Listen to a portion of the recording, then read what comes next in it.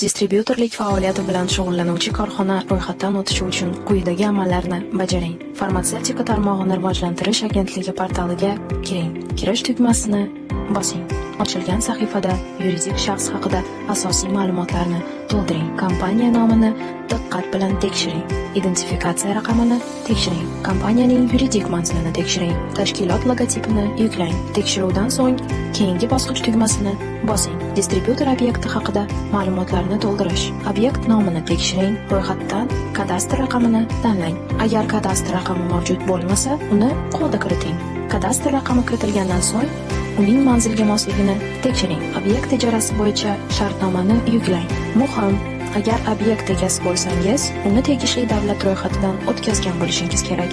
Bank rekvizitlarini kiriting. Bank nomi, MFO, hisob raqami.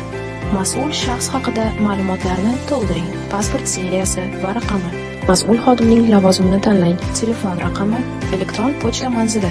Xaritadan binoyingiz joylashuvini belgilang.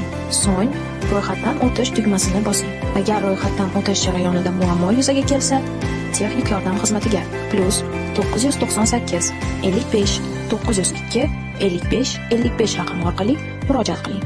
Ariza yuborish tartibi. Arizalar sahifasiga o'ting va yangi ariza tugmasini bosing. Yangi oynada standart turini tanlang. Kerakli tekshiruv turini tanlang. Inspeksiya obyektini tanlang. Mas'ul xodimni tanlang. Keyingi qadam tugmasini bosing.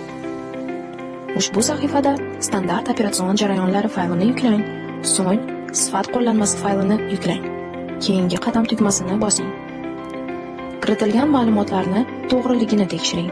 Zarur bo'lsa, shaxsiy kabinet orqali ma'lumotlarni o'zgartiring va arizani qayta yuboring. Imzolash tugmasini bosish orqali arizani zarur amaliyotlar markaziga yuborishni tasdiqlang. Tekshiruv arizalari sahifada arizangiz ustiga bosib, uning holatini kuzatib borishingiz mumkin.